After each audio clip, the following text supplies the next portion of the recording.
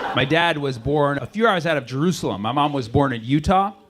So both places where Jesus got resurrected. Now, my great-grandma was born in Bethlehem. And I tell people this, they're like, oh, Bethlehem, Pennsylvania? I'm like, yeah, that's the one. She was Amish. She grew up in the Holy Land next to Scranton. She knew the three wise men from Dunder Mifflin. Come on! The birthplace of our Savior, Bethlehem, PA. No, everybody knows Bethlehem, birthplace of Jesus, the Savior of most people in this country. Yet if you ask most people in this country to point it out on a map, they're pointing to Pennsylvania. That's a problem. But it's not our fault. It's a very difficult geopolitical question. I had to look it up just for this joke. Yeah. My niece asked me over Christmas. My niece is 5 years old. She said, where's Jesus from? I was like, Bethlehem. Nailed it. Right? She was like, where's Bethlehem? I was like, oh, shit. Here we go. I got to give her the simplest answer you can, a 5-year-old, but I also got to keep it real, you know? So I was like, okay. Well, technically Bethlehem is in Palestine. But America, we don't recognize Palestine as a country, so technically it's in the Palestinian territories, specifically the West Bank, not the Gaza Strip. It was part of Israel, but they handed it over to the Palestinian National Authority in 1995 under the interim agreement of Subpoint 5, Section 2 of the UN resolution at the Oslo Accords. Thanks, Bill Clinton. This was pre-Monica, never mind. Of course, before that, it was British Mandate Palestine, and before that, the Ottoman Empire, and before that, a conquest during the Crusades, and before that, another conquest, and before that, another conquest, before that, another conquest. Wild times back then. People were crazy. Before that, the Roman Empire, because it was the law. Before that, Judea. Shout out to my Zionists. Before that, the Canaanites. Yes, we Canaanites is what they did not say. I made that up. Before that, random tribes from Africa. Black Lives Matter. And before that, it was the dinosaurs, if you believe in those. Did they teach you those? They did. Okay. And of course, before all of that, it was just lots and lots and lots of rocks, which, as we know, belong to the Palestinians. Now, one could argue that it still is in Israel, technically, because Israel technically occupies the West Bank. But of course, Israel would say that's not the case, because that's illegal under international law, under many, many counts. Don't tell the UN. JK, they already know. Oh my God, it's a mess. Everybody knows. Literally everybody knows, except most of the people in the country that could actually vote to stop it. God bless Pennsylvania. Merry Christmas. And that was the answer that I gave her in about 90 seconds flat, if you ever wanted to know where Bethlehem is. And I think she liked it. Because she immediately responded with, is Santa Claus real? I said 100% Santa Claus is real. We definitely recognize Santa Claus. She's like, what are you getting me for Christmas? I said, I gave you the gift of Palestine. What more do you want? Like, people usually pay to see my shows. I gave it to you free of charge. She was like, free Palestine? I was like, exactly. I knew this was a safe space. As you can imagine, these jokes don't do well all over the country. I did that bit not too long ago, and a guy comes up to me after, and he's like, hey, buddy, let me give you some advice. I'm like, oh, this is going to be good. This is why we do it. We come for the laughs, stay for the advice. He's like, let me give you some advice. I'm like, lay it on me, buddy. He's like, don't do political comedy. It really divides the crowd. I was like, wow. Newsflash. I'd never heard something more obvious in my life.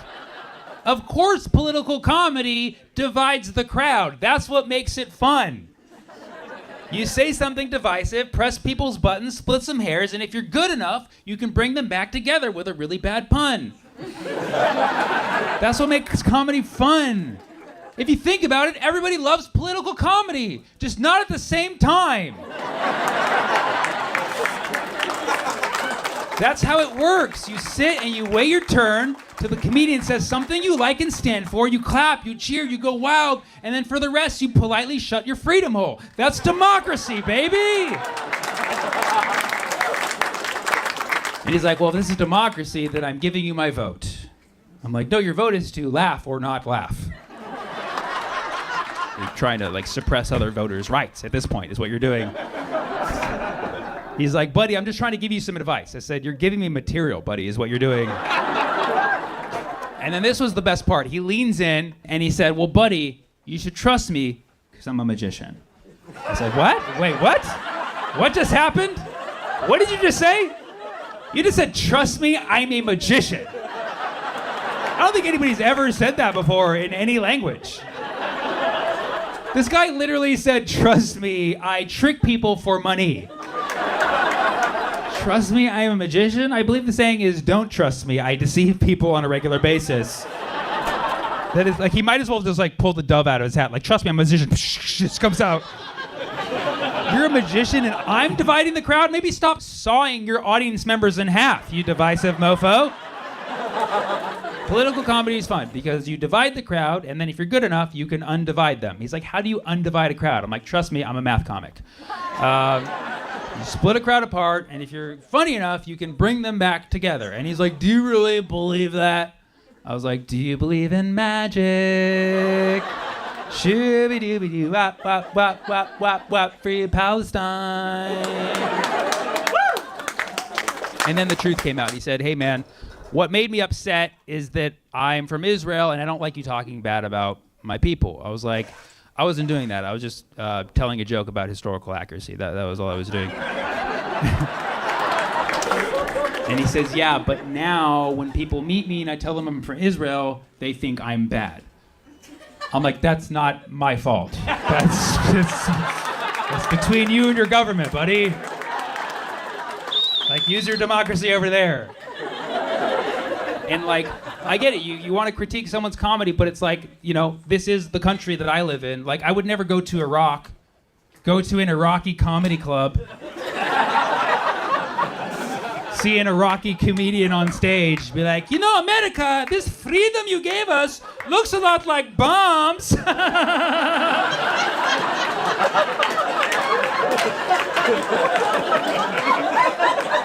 And after the show, I'm like, hey, buddy, can you tone it down with that whole anti-American thing? I'm trying to get some out here, you know what I'm saying? Trying to get laid in your country. Not making me look good. And I felt for this guy, but I just think I think he ran out of words because he is a magician. And then he just said, look, man, I heard your Israel-Palestine jokes, and you're just not building any bridges with those. And I said, I'm not trying to build bridges, I'm trying to get laughs. That's the point of comedy. I'm not like, when I go to a show, I don't hope that people throw little tiny toy bridges at the stage, you know? I'm like hoping for ha-has instead, you know? Plus, I'm Palestinian. We don't do bridges, we do tunnels, you know what I mean? So it's like a bridge. You just don't know that it's happening at the time. I guess what I'm saying is we're more connected than you know, you know? See you on the other side.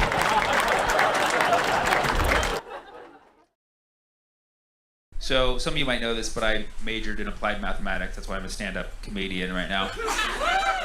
Any other math people in here? One over here? Two? You study it? Aerospace engineer? You work for NASA? Oh shit. Why are you sitting in the back? Can't you just rocket yourself over here to the front? You actually get to like make rockets? No, I just fly them. You just fly them? Well, that's a step above. I don't fucking make them, dude. I hop in them and go to the moon. Yeah. Have you ever seen one explode and fail? You're good at your job. Oh damn. Never failed a rocket in my life. Are these big rockets or small rockets? Big rockets. Big rockets. How big we talking about? 6 inches? Like really big? how big approximately? Stories. Oh wow. And where do you launch these? Russia or Cape Canaveral. You launch them in Russia? Yeah. So is that they're cool with that? We just be like, hey yo Russia, we're gonna launch some rockets over there. Are you cool with that? Are we at war right now? Or are we good?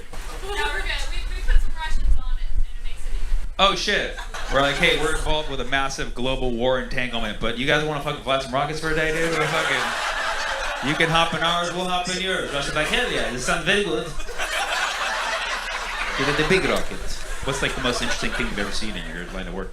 I mean, I physically moved the solar rays on the space station. So the solar rays coming from the sun. Yep. You guys do know that, right? Solar means from the sun. And I believe they do travel at the speed of light. Is that correct? Yes. And so you are Superman? Is that what's going on? You went faster than the speed of light. Like, you're getting out of here. You physically removed them. You deflected them or something? I moved the solar array panels from the space station to a different degree and parked them. Oh, okay. So you moved the panels. It's a little bit different than moving the actual rays. I do believe that's what I heard. Was there like an overheating problem or something that you curtailed? We had a vehicle coming in that needed to dock, so I needed to stop the rays so they wouldn't smack it. Why would solar rays prevent them from landing if it doesn't have to do with sight or heat? So the vehicle's coming in to dock to the International Space Station. Yes. The solar rays are moving to track the sun. So if they're moving to track the sun and the vehicle passes in their line of motion, it didn't hit them. I'll pretend like I understood, but that's fucking awesome, dude. You fucking did it. You fucking did it. You moved the sun itself. I'm gonna go with that story. That's what I'm gonna tell my friends. I met someone who moved the fucking sun. She knows the Russians. She built the International Space Station.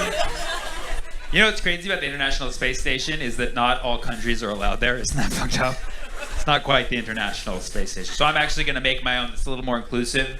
It's called the International Space International Station. ISIS. ISIS. No, wait a second. That's not good. Oops.